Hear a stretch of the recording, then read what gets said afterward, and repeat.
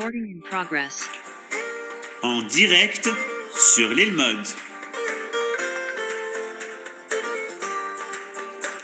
Boker Tov, shalom à toutes et à tous. On est très contents. On se retrouve avec le Rav Yehuda Ben Ishai de la communauté Emunah Shlema. On va pouvoir aujourd'hui développer, comme chaque semaine, la paracha. Et Rav Ben Ishai, je voudrais vous remercier parce qu'à chaque fois, vous trouvez un titre et un thème qui est en lien avec l'actualité. Et donc, aujourd'hui, pour Parashat Matot Masé, les justes ne supportent pas la prison dans la bouche Ilim, Oave Adonai, Sinu Ra. Bechavod Arav. Shalom, shalom à tous et à toutes. Toda Rabba Aaron. On est le Shabbat Mevachim du mois de Av. Lundi, on va rentrer dans le mois de Av. Et les jours que nous vivons maintenant entre le 17 Tammuz et le mois de Av, d'un côté, sont des jours qui nous font vivre quelque chose de difficile, d'inquiétude et d'attente, puisque en fait, on souhaiterait bien que ces jours redeviennent des jours de joie tels qu'ils auraient dû être. En fait, ces jours-là ont un potentiel énorme. C'est comme ça qu'a enseigné un des grands sages de la Chassidoute, le Ohev Israël, en disant que les 21 jours entre 17 Tammuz et le 9 Av sont des jours qui ont en eux un potentiel qui n'est pas encore apparu. Il est caché pour le moment. Si notre maître Moshe était descendu du Sinaï le 17 Tammuz avec les 2 tables sur lesquelles étaient gravées les 10 paroles que nous avions entendues au Sinaï, ça aurait été des jours où on aurait fêté longtemps la réception de ces 2 tables-là, les tables qui nous transmettaient le message divin de la main même de Dieu. Et donc pour le moment, ces jours-là, ils sont un potentiel qui n'est pas encore révélé, qui est caché, et on voit qu'à travers le temps et à travers l'histoire, des choses se passent pendant cette période-là, ces 21 jours-là, ces 3 semaines. Des choses se passent et nous font progresser. Et voilà qu'on est, après la paracha de Pinchas, ce qui nous est arrivé avec les Midianim, dans notre paracha, au début de la paracha de Matot, il y a un ordre qui est donné. L'ordre de venger les enfants d'Israël de ce que les Midianim leur ont fait. Moshe Rabbeinu reçoit l'ordre de mobiliser une partie de l'armée, 1000 par tribu, pour partir en guerre contre Midian. Il y a quelques remarques importantes à faire à propos de cette guerre qui va être menée contre Midian. La première remarque importante à faire, c'est que c'est une guerre de vengeance. La vengeance est une valeur quand elle vient remettre les choses à leur place. Le mal a le sentiment de triompher. Et d'ailleurs, à chaque fois qu'il agit, il ne cache pas sa joie. Il est exubérant de joie. Ça prouve que pour lui, évidemment, avoir causé un dommage, un préjudice, une atteinte à la vie des autres est pour lui un but. Ça le rend satisfait. Il y a une satisfaction du mal à agir, à causer des désastres, des douleurs, des peines. Et il ne faut surtout pas que cette impression soit présente dans le monde. Il ne faut surtout pas que le mal donne le sentiment qu'il est vainqueur. C'est quelque chose de très grave. Ça ne fait qu'encourager ceux qui pensent se joindre précisément à cette idéologie du mal. Donc il faut venger. Venger ceux qui ont été atteints gratuitement parce que certains ont l'idéologie de supprimer l'autre, de lutter contre la vie. La deuxième remarque qui est importante, c'est que cette guerre est une guerre qui vient se venger d'une atteinte qui a été morale. En effet, les Midianim ont, sur le conseil de Bilam, œuvré pour nous amener à un échec moral, spirituel et moral, avec la faute que les enfants d'Israël ont fauté à l'endroit qui s'appelle Shittim, quand ils ont été appâtés par les filles de Midian. On entend donc de notre paracha qu'une atteinte morale n'est pas moins grave qu'une atteinte physique. Quand on nous fait trébucher au niveau moral et spirituel, ce n'est pas une atteinte qui est à négliger. Au contraire, c'est une atteinte qui est grave. Elle est même plus grave qu'une atteinte physique, comme nous enseignent nos sages. Le fait que ces filles-là ont amené les enfants d'Israël à fauter, il y a là quelque chose de grave. Et c'est pour ça que il y a une guerre maintenant qui est entreprise, qui est une guerre de vengeance contre les Midianim. C'est une remarque qui est importante.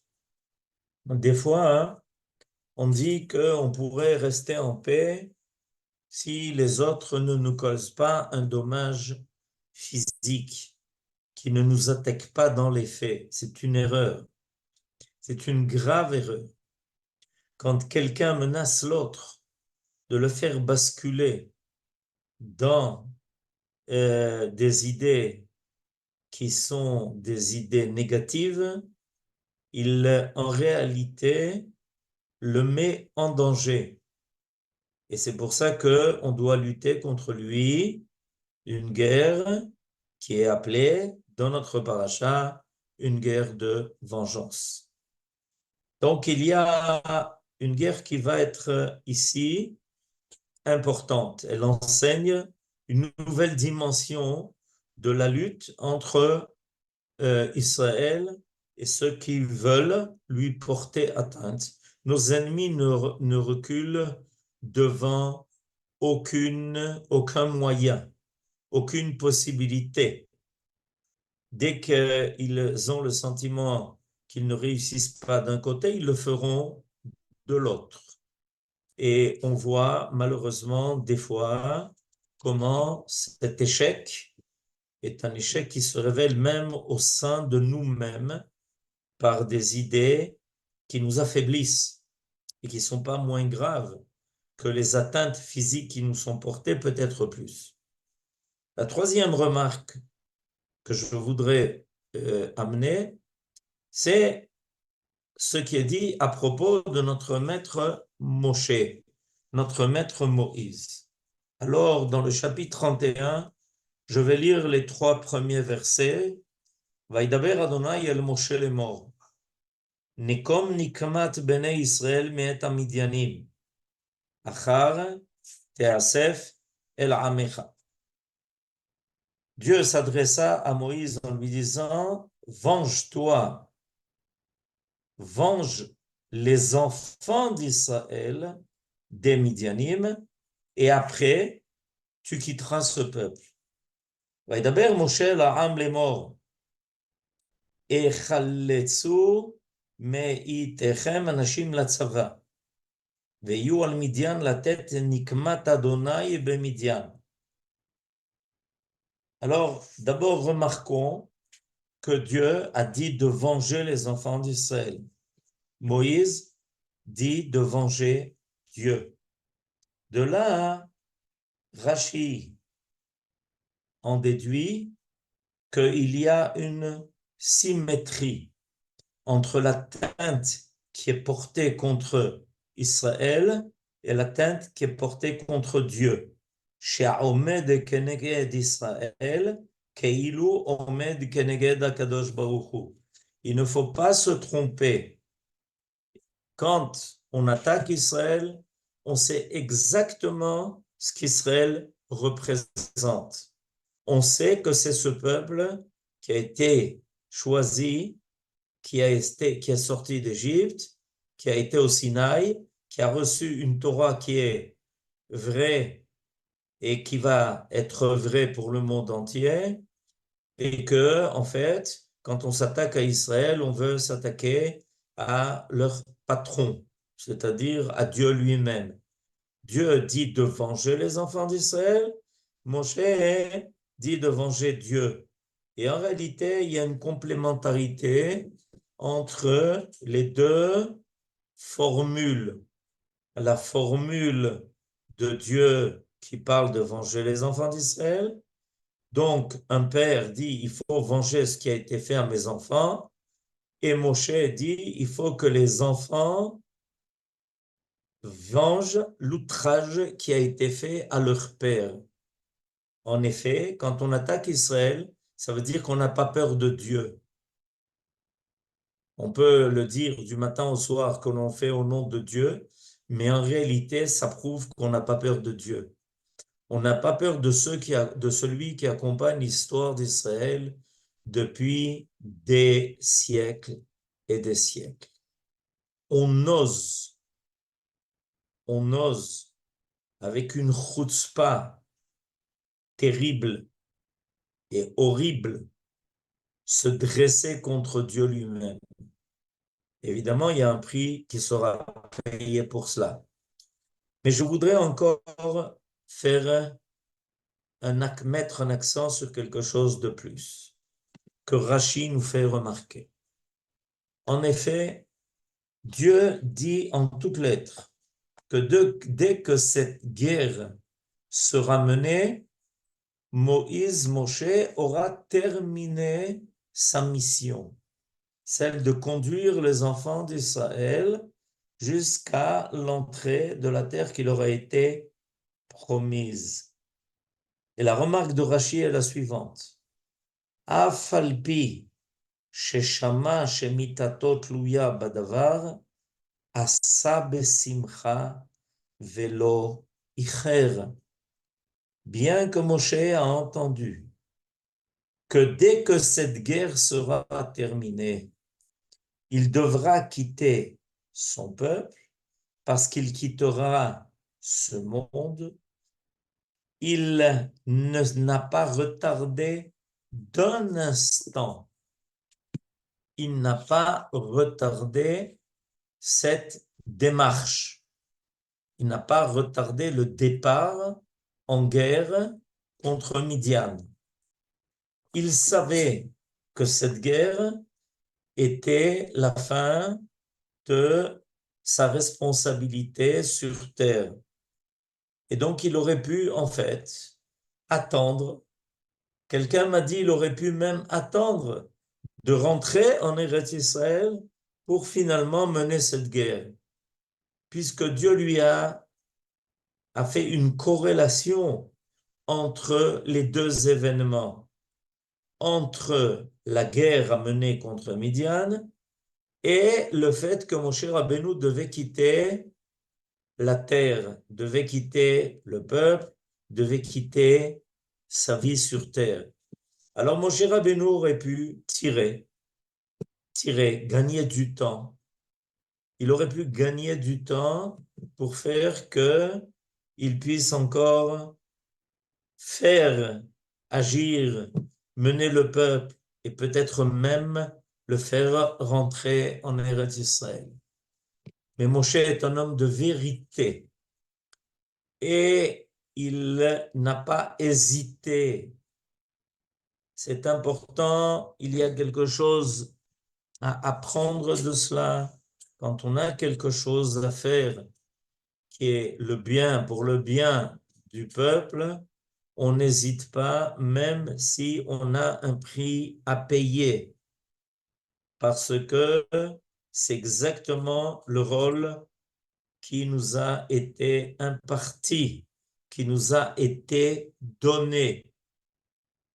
Notre maître n'a pas attendu un seul instant. Et là, je voudrais amener à propos de cela un enseignement du Sfat Emet. Le Rabbi Migour nous amène sur notre paracha un midrash extraordinaire. Dans ce midrash, il y a une comparaison qui est faite entre Moshe, Moïse, et son élève Yahushua. Alors que notre maître de notre paracha, Moïse, n'attend pas une minute pour immédiatement mobiliser l'armée et partir en combat contre Midian, qui nous avait causé de tels dommages.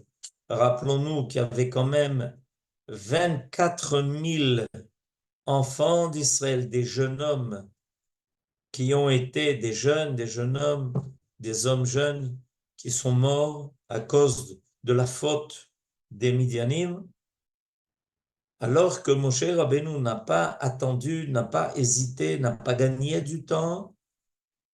Il est dit à propos de Yehoshua dans le livre de Josué, au chapitre 11, que Yehoshua a fait la guerre longtemps. Yamim Rabim Asa Milchama. Tapez le Midrash Tanchuma, Yehoshua qui avait reçu comme ordre de rentrer en Eretz Israël avec les enfants d'Israël, de mener la guerre de conquête d'Eretz Israël, de se battre contre les 7 Ammé Canaan, les peuples de Canaan, qu'il fallait à tout prix supprimer, non pas seulement parce qu'ils occupaient notre terre, mais parce que leur civilisation, leur comportement étaient des plus bas, étaient des plus débauchés. Lui, Yoshua, a pris du temps. Il a même, en fait, quitté les enfants d'Israël sans avoir achevé sa tâche. Il n'a pas fini la conquête d'Eretz Israël. Le livre de Yoshua aurait dû se clôturer par l'entière conquête d'Eretz Israël et la suppression de tous les peuples de Canaan. Voilà ce que Yoshua aurait dû faire et qu'il pouvait faire. C'était la mission qui lui avait été impartie, qui lui avait été donnée. Et Yoshua a pris son temps. Il a pris son temps et finalement, arrivé à la fin de sa vie, évidemment, il n'avait plus la force et il n'a pas pu continuer son œuvre jusqu'au bout et elle va être retardée longtemps, pendant très longtemps, des enclaves qui sont restées aux mains de nos ennemis n'ont pas été conquises. Dans ces enclaves-là, il y avait des restes des peuplades de Canaan qui ont causé des dégâts énormes. Et non seulement des dégâts parce qu'ils continuaient d'attaquer Israël à partir de ces enclaves, de ces endroits autonomes, mais ils entraînaient aussi une partie des enfants d'Israël à leur culte, au culte de l'idolâtrie, et avec tout ce que cela impliquait aussi. Les enfants d'Israël ont commencé à apprendre d'eux ce que, évidemment, la Torah avait prévu. Pourquoi? Parce qu'ils savaient comment faire, ils savaient comment manipuler, ils savaient comment convaincre, laisser entendre qu'ils ne voulaient pas le mal de leurs voisins pour finalement les entraîner vers eux et les amener aux pires choses telles que c'est raconté dans le livre des Juges, dans le livre de Shmuel, et ça va continuer longtemps. Pourquoi? Parce que ce travail, le travail qu'aurait dû faire Yoshua, n'a pas été mené jusqu'au bout. Et il y a donc dans le Midrash une grande différence. Le Midrash voit une différence entre notre maître Moshe et son élève Yehoshua. D'ailleurs, Yehoshua finalement va être puni de cela, selon le Midrash. En effet, sa vie va être raccourcie. Et au lieu de vivre pendant 120 ans, comme son maître Moshe, sa vie va être raccourcie à 110 ans. Parce qu'il ne s'est pas empressé, il ne s'est pas dépêché de lutter, de supprimer l'ennemi sans aucune retenue, sans aucun calcul. Mais il y a un point très profond que va souligner encore le Sfat Emet. Et il nous dit qu'en fait, Yehoshua, Josué, l'élève de Moshe, avait comme idée que les guerres qu'Israël menait contre l'ennemi avaient un résultat qui était positif. En effet, quand le peuple d'Israël se bat contre le mal, il se renforce dans le bien. C'est un principe fondamental. Le peuple d'Israël a un potentiel d'attachement au bien total, sans aucune exception. Fondamentalement, ce peuple est un peuple qui veut le bien, qui est moral. Et évidemment, quand quelqu'un a un potentiel, il faut qu'il le révèle. Si on dit de quelqu'un qu'il est bon, mais qu'il n'agit jamais avec bonté, si on dit de quelqu'un qu'il est généreux, mais on ne le voit jamais rien donner, si on dit de quelqu'un qu'il est toujours prêt à aider, mais à chaque fois qu'on s'adresse à lui pour lui demander une aide quelconque, il répond que c'est pas le temps et pas le moment, il est possible que cette personne-là ait un certain potentiel. Mais ce potentiel, n'apparaissant pas, va finir par s'affaiblir. Il va finir par finalement s'atrophier. Et donc, Yoshua avait comme idée que la lutte que les enfants d'Israël menaient contre ces peuplades, que la lutte que les enfants d'Israël menaient contre ces peuples de Canaan précisément renforcer le peuple d'Israël par ses combats contre le combat du mal et donc le rendait meilleur. Il n'avait pas tort d'une certaine façon.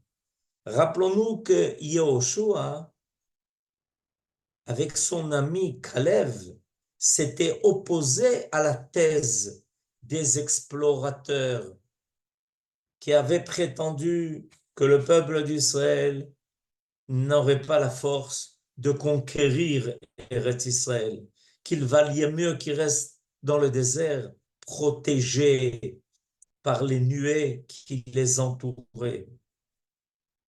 Aussi bien Kalev que Yoshua pensaient que le peuple d'Israël avait la force de lutter, parce que si Dieu leur avait donné cette tâche-là, ça prouve que les enfants d'Israël avaient cette force-là. Dieu n'assigne jamais, ni à l'individu, ni à la collectivité, une mission qu'il ne peut pas remplir. Et même si comme ça, a priori, de loin, ça semble quelque chose d'énorme, de trop difficile, de trop grand, comme ça effrayait les explorateurs, c'est parce que on ne fait pas confiance à celui qui nous a donné cette mission et qui sait qu'on a le potentiel pour le faire et le réaliser. Donc, nous dit le Sfat Emet, Yehoshua, d'une certaine façon, n'avait pas tort. Il, d'ailleurs, avait appelé, lors du retour des explorateurs, les peuples de Canaan, il les avait appelés du pain à manger.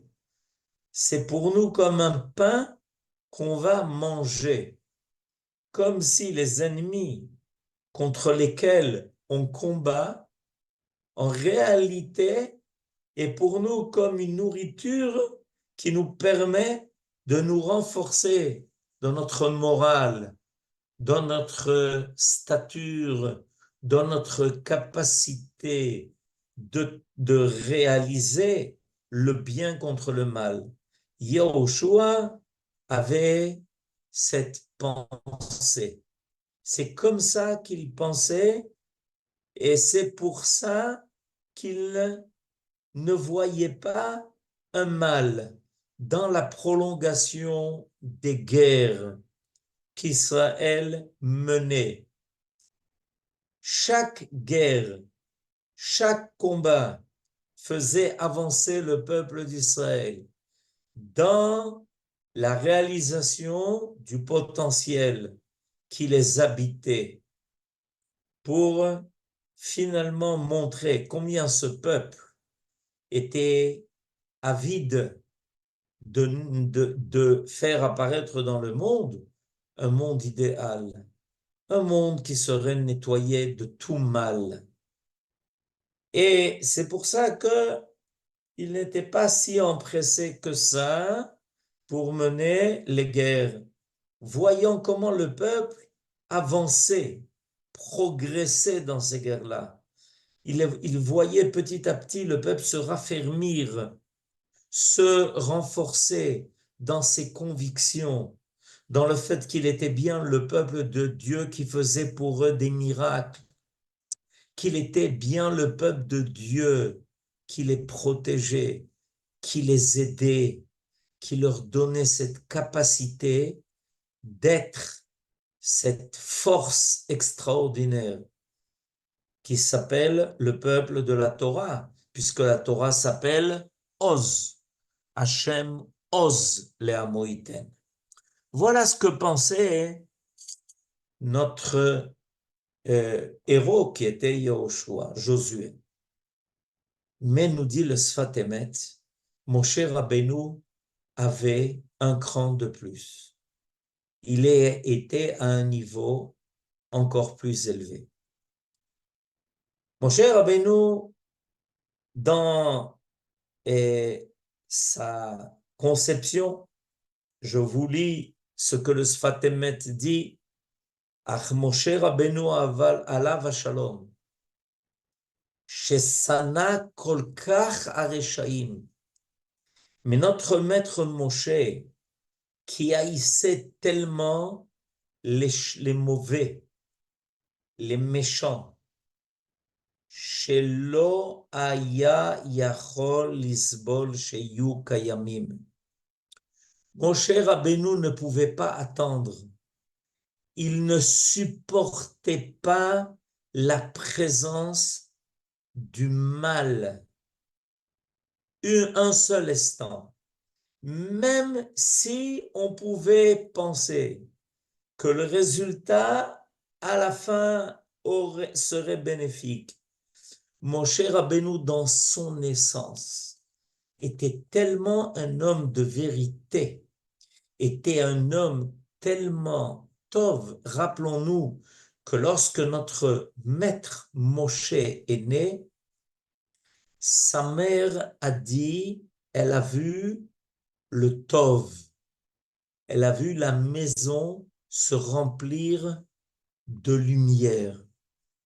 Et d'ailleurs, un des noms de Moshe est Tuvia, celui qui représente le bien de Dieu sur terre. Or, nous dit le Sfat Emet, Moshe, dans son essence, dans son âme, dans sa morale totale, ne pouvait pas supporter que dans le monde soit présent le mal une minute de plus. Il ne pouvait pas penser qu'on pouvait habiter un monde où le mal était là, présent, voisin, à côté. Vekar tsarich liot Adam Hashalem. Et je vous lis maintenant la dernière phrase que dit le Sfat Emet dans ce passage. Et en réalité, voilà ce que doit être un homme qui est entier. Adam Hashalem. Alors il est important, nous qui vivons maintenant ces moments historiques, où le peuple d'Israël agit tout azimut contre nos ennemis, contre les pires hommes qui n'ont jamais pensé à autre chose qu'à détruire, brûler, assassiner, faire le mal. Il y a eu un temps où des calculs ont été faits. Et ces calculs, ils avaient probablement des raisons, une logique. Certains ont pensé que c'était peut-être mieux d'attendre, de tergiverser pour atteindre quelque chose qui serait meilleur, le temps voulu, en attendant, ne pas se lancer dans cette lutte qui évidemment n'est pas facile, elle est difficile parce que elle exige un prix, elle exige des sacrifices. Et voilà que tout d'un coup, le Ham Israël se relève, se redresse et dit que c'est terminé, qu'on ne peut plus faire aucun calcul concernant le mal. Et ces créatures qui veulent incarner le mal, qui du matin au soir n'arrêtent pas de préparer leur prochain méfait à l'échelle mondiale, qu'on ne fait pas des calculs d'intérêt. Est-ce que ça va pour être nous plus difficile? Est-ce que ça va pas nous rendre la vie un peu moins calme? Est-ce que ça ne va pas nous amener à vivre un peu moins tranquille? est arrivé le temps, et c'est extraordinaire et saisissant que ça apparaisse dans la paracha de cette semaine. De savoir, nous dit le Sfat Emet, que Adam Hashalem ne supporte pas la présence du mal, sans aucun calcul. Et celui qui a donné l'exemple de cela est précisément notre maître, Moshe, qui a entendu de la voix même de Dieu que dès que cette guerre serait terminée, il devra quitter le peuple, la terre et son rôle. Il n'a pas hésité. Et c'est en son honneur qu'il a prouvé que celui qui aime le bien véritablement ne peut pas accepter de voisiner et de cohabiter avec ceux qui préparent le mal. Nous sommes bien les élèves de notre maître Moshe. Shabbat Shalom, Besorot Tovot, à tout Israël. Que Dieu protège notre peuple, nos soldats, et ramène les captifs et envoie la refoua shelema à tous ceux qui en ont besoin. Amen. Ken Yehi Ratzon.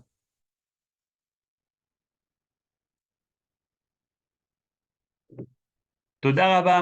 אמן כן יהי רצון. בשורות טובות et חודש טוב ומבורך. Vous pouvez ouvrir le micro. Shabbat shalom à tous. Shabbat shalom. Shabbat Shabbat shalom. shalom, amen ואמן. Shabbat shalom ומבורך. Shabbat shalom. Amen. שבת שלום לכולם, חודש טוב. שבת שלום, חודש טוב. שלום, שבת שלום ותודה רבה לרב. שלום לכולם.